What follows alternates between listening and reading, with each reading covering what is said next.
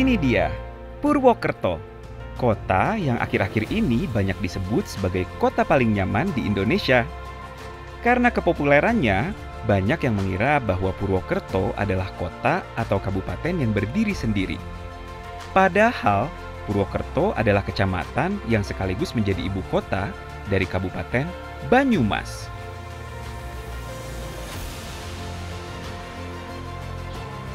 Lalu ada destinasi wisata apa saja di Purwokerto dan Banyumas? Kenapa bisa disebut sebagai kota paling nyaman? Bersama gua Febrian, ikuti serunya penjelajahan gue di Jelajah Nusantara.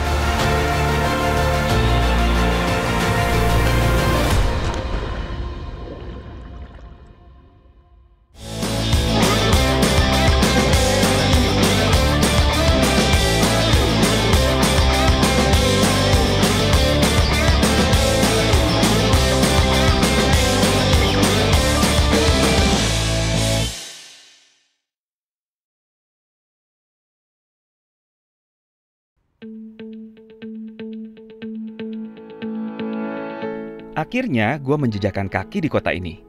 Berada di Provinsi Jawa Tengah, cukup mudah untuk menyambangi Purwokerto. Salah satu moda transportasi andalan buat kesini adalah kereta api.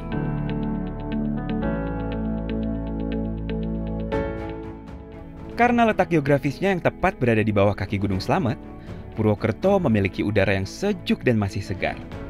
Suasana pusat kotanya juga terlihat tenang. Tidak begitu ramai dan terlihat sangat santai.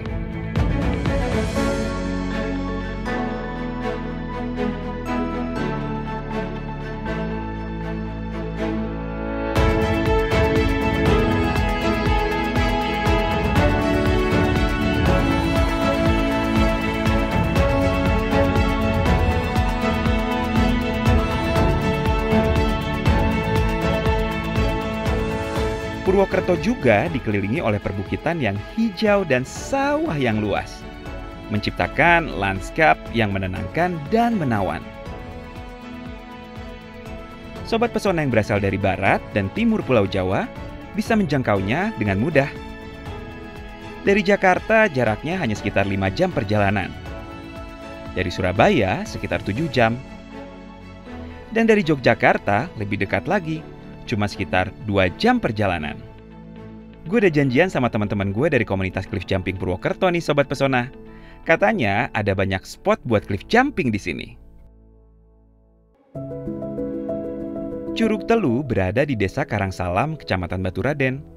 Jaraknya hanya sekitar 15 menit perjalanan dari stasiun Purwokerto. Seperti namanya, di Curug Telu ada 3 air terjun yang bisa Sobat Pesona nikmati.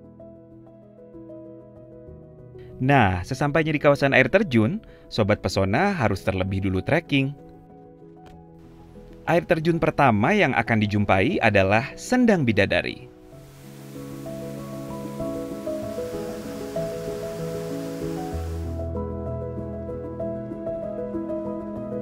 Wow, amazing! Benar-benar sangat cantik Sendang Bidadari ini. Tempatnya yang tersembunyi menjadikannya sangat eksotis. Sendang Bidadari adalah ceruk yang terbentuk dari batuan-batuan gunung berapi. Dinamakan Bidadari karena memiliki air yang jernih dan indah yang berasal langsung dari Gunung Slamet. Sendang ini juga dikelilingi oleh pahatan bebatuan alam yang membentuk sebuah kubah.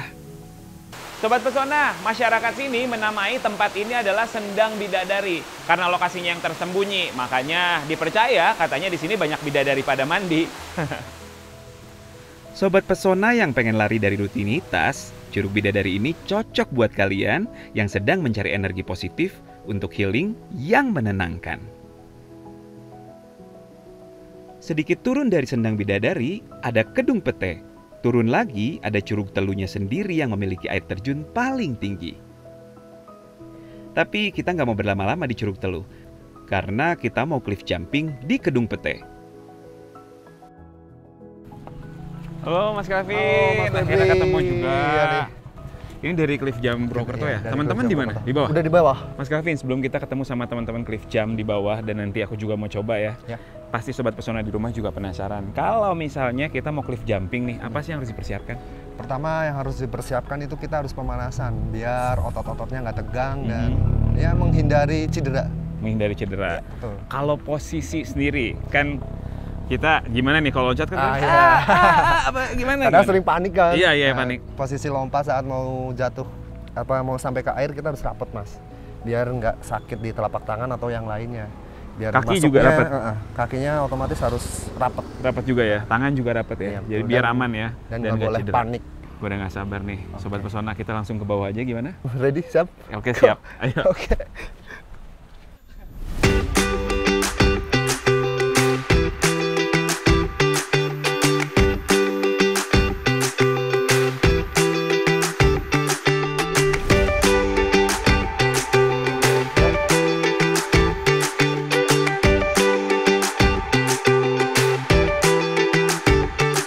Sobat Pesona, ini ketinggiannya sekitar 5-6 meter lah ya. Tapi pokoknya jangan pernah ngelakuin ini sendirian dan harus didampingi oleh profesional karena ini adalah kegiatan yang ekstrim. Yang penting kita harus aman dulu aja, baru kita bisa ngelakuin yang seperti ini. Kalau mereka ini kan udah komunitas, udah pasti udah profesional dan latihannya udah jago-jago banget. Kedung Pete bisa dibilang surganya spot cliff jump karena menyuguhkan beragam pilihan ketinggian lompatan mulai dari 5 meter, 7 meter, hingga yang paling tinggi adalah 13 meter.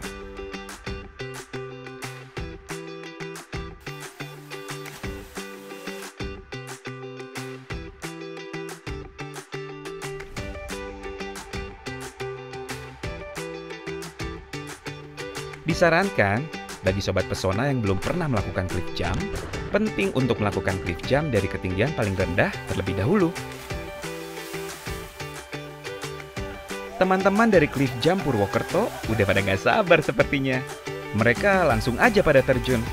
Kelihatan jago-jago banget dan terlatih mereka semua. Tapi gue juga nggak mau kalah. Gue cobain dulu terjun dari yang paling rendah. Asli, menantang parah Cliff Jump di Kedung Pete ini. Biarpun yang paling rendah tingginya cuma 5 meter, tapi cukup menantang adrenalin. Bonusnya, air di Kedung Pete ini juga berasa seger banget. Makin bikin semangat buat ngejajal cliff jump dari lompatan yang lebih tinggi. Setelah ini, salah satu anggota dari Cliff Jump Purwokerto akan lompat dari ketinggian 13 meter.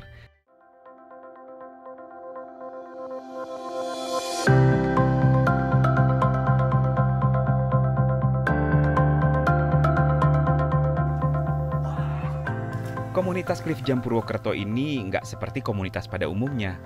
Nggak ada ketua dan juga anggota. Mereka hanya sekumpulan anak muda yang hobinya sama, yakni bermain air. Atau dalam bahasa mereka disebut ciblon. Sudah banyak air terjun, kedung, ataupun telaga yang menjadi area bermain mereka. Siapapun boleh ikut gabung bermain. Seru-seruan kalau mereka ada agenda main bareng.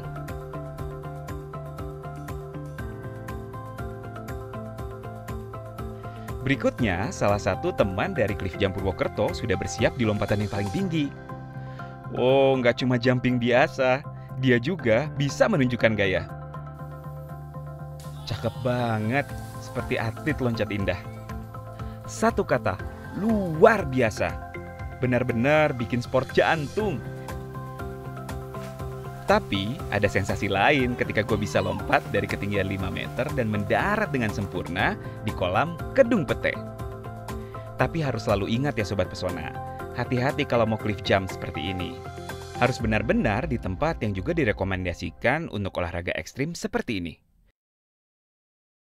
Selesai cliff jumping di Kedung Pete, gue mau lanjut ke desa wisata Kemutuglor yang juga masih di Baturaden. Jarak Curug Telu ke desa wisata Kemutuglor masih lumayan dekat, sekitar 40 menit berkendara. Kemutuglor menawarkan panorama alam pedesaan dengan view Gunung Slamet yang berdiri kokoh, serta atraksi seni budaya.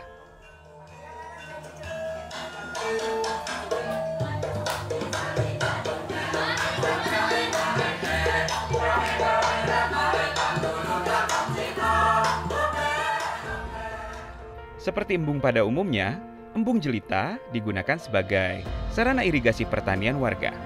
Tapi Desa Wisata Kemutuglor kemudian memanfaatkannya sebagai destinasi wisata. Sekarang gue sudah berada di Desa Wisata Kemutuglor. Dan di samping gue ini adalah embung jelita. Dan Sobat Pesona bisa berkeliling embung ini dengan menggunakan sepeda listrik. Seperti yang sedang gue lakukan sekarang ini.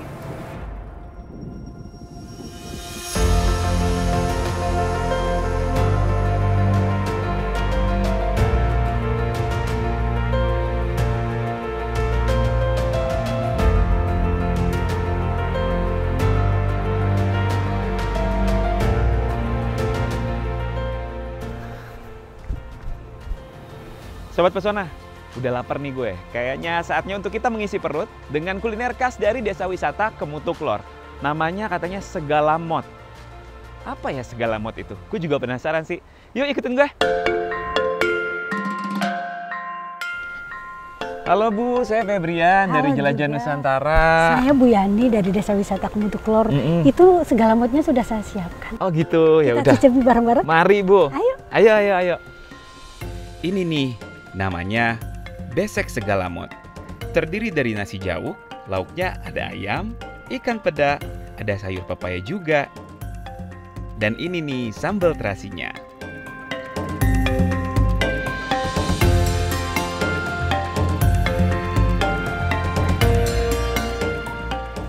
Ini Mas, segalamotnya yang sore hari ini akan kita nikmati bareng-bareng. Saya bantu buka ya Bu? Boleh. Wah, Iya, luar ini biasa dia. sekali ya. Iya. Ini nasi jagung ya Bu? Iya, jadi ini nasi jagung, sega jagung. Sega kalau di sini, jagung, betul. oke. Ini Boleh nih langsung saya ambil ya Bu? sendiri, iya. Bu, Ya. saya sambil tanya deh Bu, penasaran sih, Gimana? kenapa namanya segalamot Bu? Jadi kenapa dinamakan segalamot? Ini kan kita makannya nggak pakai sendok tuh Mas. Terus langsung aja kita udah cuci tangan tadi Udah. ya. Iya, terus kita makan nggak pakai sendok. Kan saking enaknya nih. Nasinya sama lauknya kan pada ada yang nempel nih di tangan. Terus terakhirnya jadi ini kita lamodin. Oh, maksudnya di apa ya? Dijilatin gitu ya? Saking Jadi jilat tuh nikmatnya. lamot di sini. Betul, Mas. Oke. Mari, Ini boleh saya ambil aja nih. Boleh. Ini pakai kecombrang. Betul. Ini juga pakai kecombrang. Iya. Kenapa Bu? Jadi kecombrang itu kan di daerah lain nggak ada Mas Febi. Jadi adanya ya kebanyakan di daerah Banyumas. Mungkin di daerah lain ada namanya beda ya. Jadi kecombrang ini juga berkhasiat untuk menyehatkan badan. Ini kan jadi hangat juga di badan. Kan namanya segalamot nih Sobat Pesona, jadi harus dilamot. Gitu ya Bu ya? Iya. Simbol kenikmatan. Rasa kecombrangnya cukup kuat ya. Iya. Tapi nggak yang mengganggu rasa-rasa lainnya sih Bu. Ini enak. Tumis pakis dan urapnya rasanya bener-bener menarik banget karena ada kecombrangnya tadi. Nasi jagungnya atau sega jagungnya itu enak banget Bu. Cocok. Sobat Pesona, perut sudah kenyang, sekarang saatnya kita mengeksplor kembali Desa Wisata Kemutuglor. Selesai makan, perut kenyang, waktunya tidur. Enggak dong, waktunya buat lanjut menjelajah destinasi lain di Kemutuglor.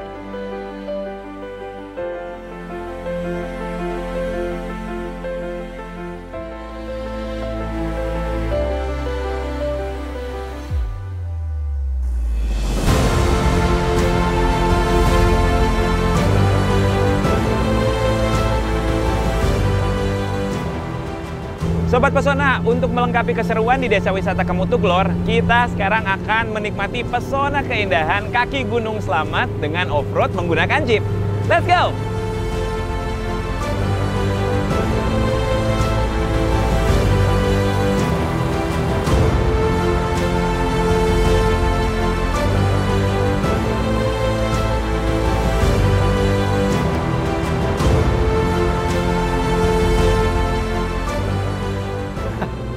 Seru banget Sobat Pesona.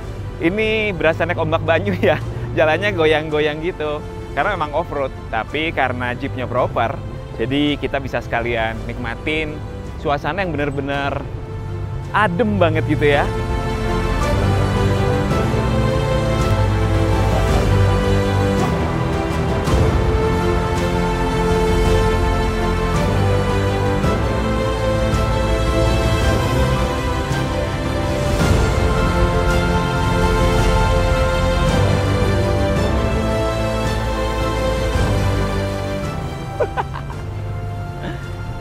Jelajah Nusantara.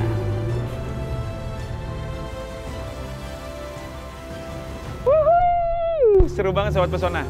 Di sini kita off-road di dalam hutan gitu, di kaki Gunung Slamet.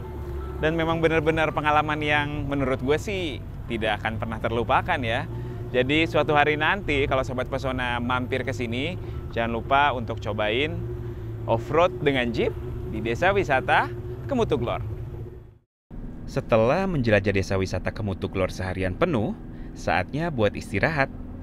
Ada banyak pilihan homestay di sini, dengan fasilitas yang sangat memadai dan harga yang terjangkau. Tapi gue memilih buat bermalam di camping ground Embung Jelita.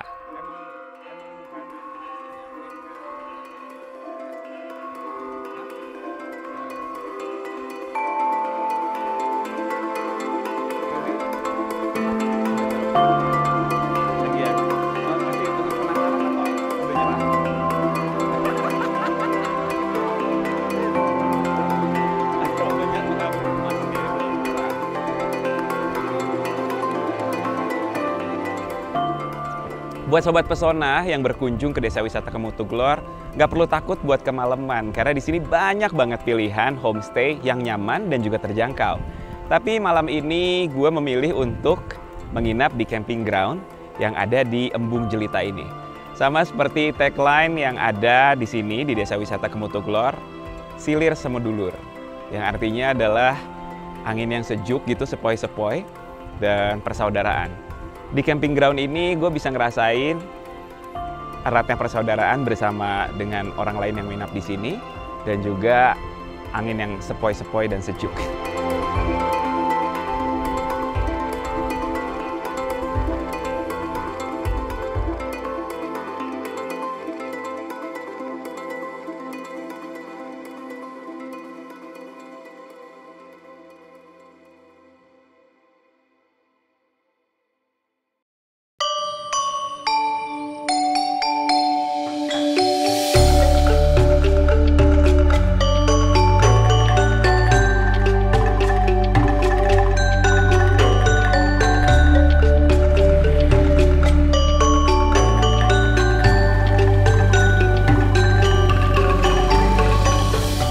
Sobat Pesona, sekarang gue udah ada di area kawasan Kota Lama Banyumas.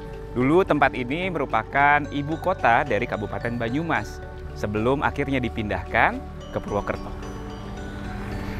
Kota Lama Banyumas baru saja direvitalisasi dan beroperasi kembali pada Desember tahun 2023. Penampilan barunya yang lebih menarik dan teratur menjadikan Kota Lama Banyumas kaya akan daya tarik bagi wisatawan yang mencari pesona budaya dan kesenian tradisional.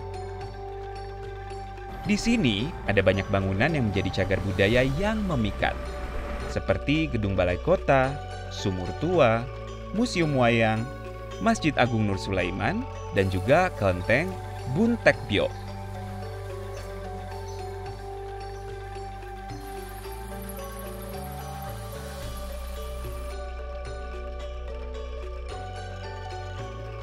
Halo Mas, ada yang bisa dibantu Mas?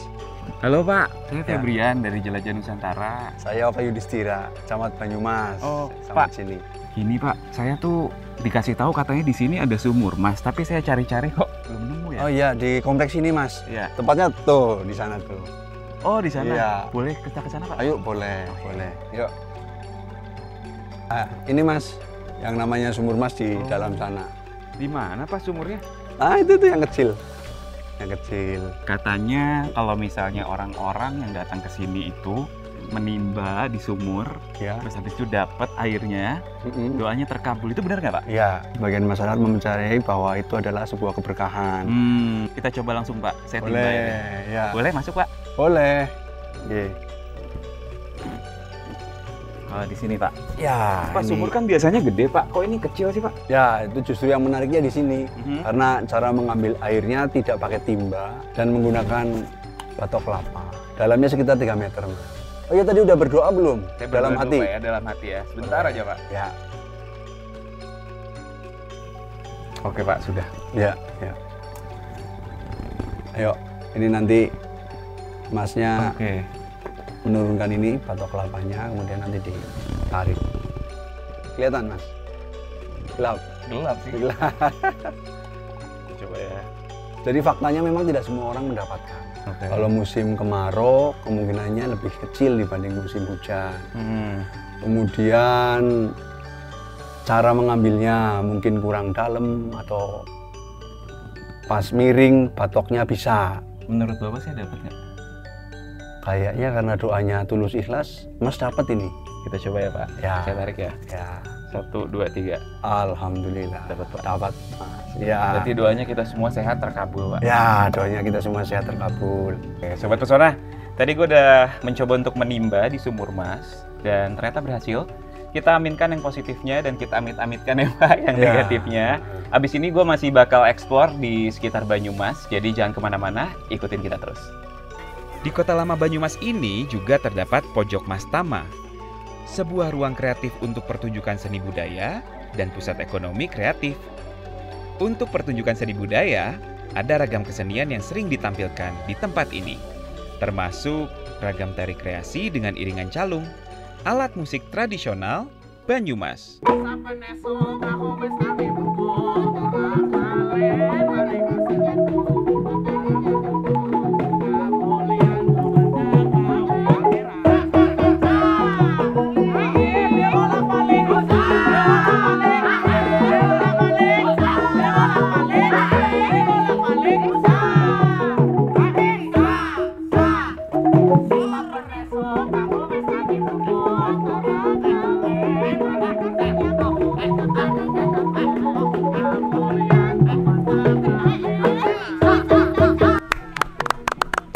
Wah, bagus sekali nih. Pak, kalau misalkan untuk sejarah dari gamelan calung ini gimana Pak ceritanya? Sedikit aja singkat. Oke.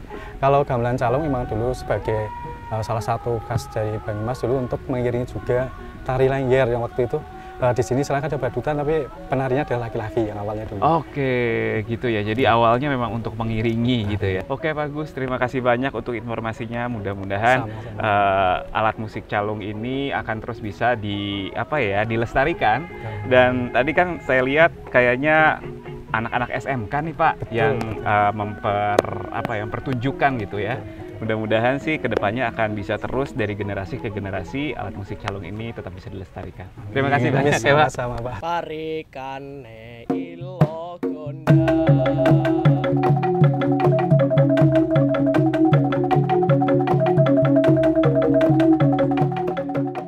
Dan akhirnya selesai sudah penjelajahan gue di Banyumas. Saksikan terus Jelajah Nusantara buat rekomendasi liburan kalian. Dan temukan segala keajaiban di Indonesia aja. Kadar pira wong wadon sing pintar-pintar nyindir.